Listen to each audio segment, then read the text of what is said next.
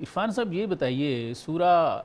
مائدہ کی آیت نمبر 51 ہے کہ اے وہ لوگوں جو ایمان لے آئے ہو، یہود و نصارہ کو دوست نہ بناؤ، یہ آپس میں ایک دوسرے کے دوست ہیں، تمہارے نہیں ہیں، تو جو ان سے دوستی کرے گا وہ انہی میں سے ہے۔ تو سر بہت دیکھا، سب نے دیکھا، ایران اسرائیل وار دیکھ لیں، غزہ کو دیکھ لیں، یا ویسے تعلقات دیکھ لیں، تو یہود و نصارہ کے ساتھ ہمارے عربوں کے بڑے تعلقات ہیں، دوستیاں ہیں۔ وہ آتے ہیں تو خواتین کے رقص کروائے جاتے ہیں، وہ آتے ہیں تو ان کو 747 جیسے بوئنگ جیٹ جو ہیں وہ تحفے میں دیے جاتے ہیں۔ تو سر یہ ان کے ایمانوں کے بارے میں کیا فرمائیں گے؟ یہ کس جگہ کھڑے ہیں؟ وہ کسی نے بڑی خوبصورت بات کی تھی کہ کاش درس قرآن ہم نے نہ بلایا ہوتا، کاش درس قرآن ہم نے نہ بلایا ہوتا،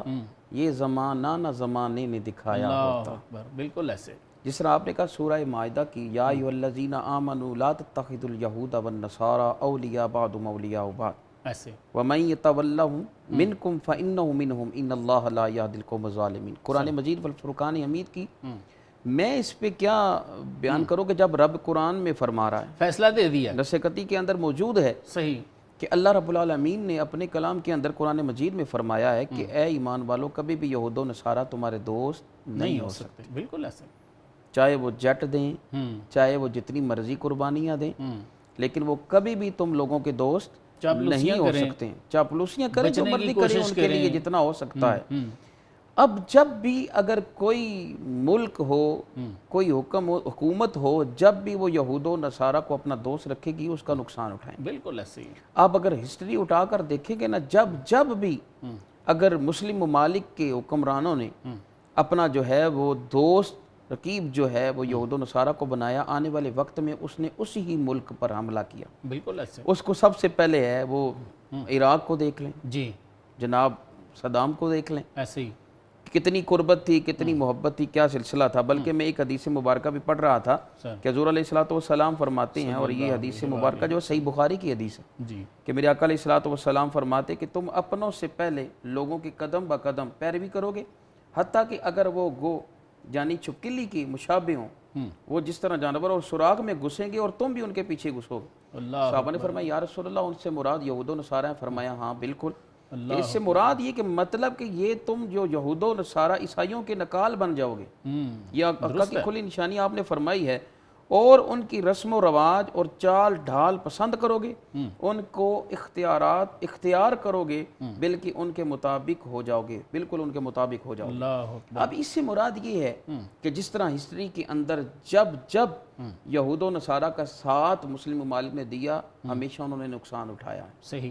ٹھیک ہے۔ لیکن اب یہود و نصارہ کی اپنی ایک پری پلان ہے کہ وہ کوشش کرتے ہیں، رجیم چینج جسے کہا جاتا ہے۔ لاسٹ ٹائم بھی ایران کے اندر بھی یہی کام شروع تھا،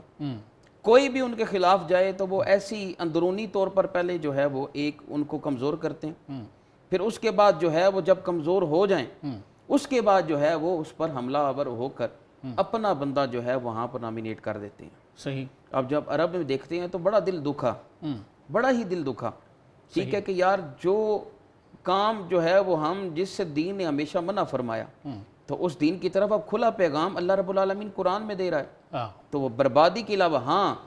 ان دنیاوی طور پر وہ وقتی ان کو جو ہے وہ شہرت بھی ملے گی، پیسہ بھی ملے گا، مال بھی، عیاشی بھی کر لیں، صحیح، لیکن یاد رکھیں اس کا رزلٹ جو ہے نہ وہ آخرت کے اندر ان کے لیے کوئی بھی اجر ہے، لیکن دنیا کے اندر بھی ذلیل و رسوا ان کا ہونا ہی ان کا مقدر بن جائے گی۔ صحیح۔ اگر نمبر عراق کا آیا، عراق کے بعد غزہ کا آیا، فلسطین بھی پہلے دیکھا جائے تو کمزوریاں تھیں، جی، جب کمزوریاں دی یہود و نصارہ کو انہوں نے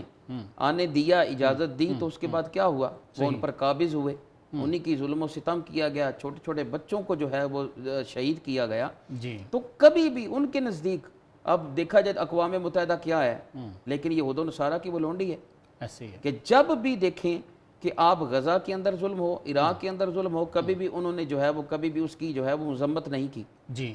تو جب ایک چھوٹی سی بات، تھوڑا سا ایران نے، اللہ جو ہے وہ ان کو سلامت رکھے، ہمارا کوئی بھی مسلم ممالک ہے، جی، فرقہ واریت سے ہٹ کر، یہ دور فرقہ واریت کا نہیں، درست ہے، سنی شیعہ کا نہیں، بالکل ایسے مسلمان کلمہ گو جو ہیں، مسلم ممالک ہیں، ہم ان کی عظمت کو سلام ہیں جو غیرت کی خاطر، صحیح، لیکن قربان جاؤں جناب ایران نے جس طرح جو ہے وہ اپنا بہادری کا مظاہرہ کیا، اور یہ وقت تھا، یہ وقت تھا، پاکستان کی سپورٹ ہونا یا جتنے بھی جن ممالک کا سپورٹ ہونا یہ بہت بڑی بات ہے، جی لیکن جو اصل دلیری جو ہے وہ ایران نے دکھائی ہے، صحیح، کیونکہ وہ کہنے والے تو ہمارے بابا جی بھی یہ کہہ گئے تھے کہ ایک بار تم رخ تو کرو یار ان مسائل کا، دیکھو، کیونکہ وہ بزدل قوم ہے، بالکل ایسے لیکن یہ ہے کہ کم سے کم ہمارے اندر تو اتنی جرأت اور بہادری ہونی چاہیے، لیکن ہمارے مسلم ممالک کیوں کمزور ہیں کہ ان کو کمزور کیا گیا، ان کی کمزوریوں کو اپنایا گیا، صحیح، یہی وجہ ہے کہ جب دوستی رکھتے ہیں تو وہ آپ کی کمزوریاں پکڑ لیتے ہیں، آنے والے وقت میں پھر وہی کمزوریوں کو دیکھ کر پھر آپ پر جو ہے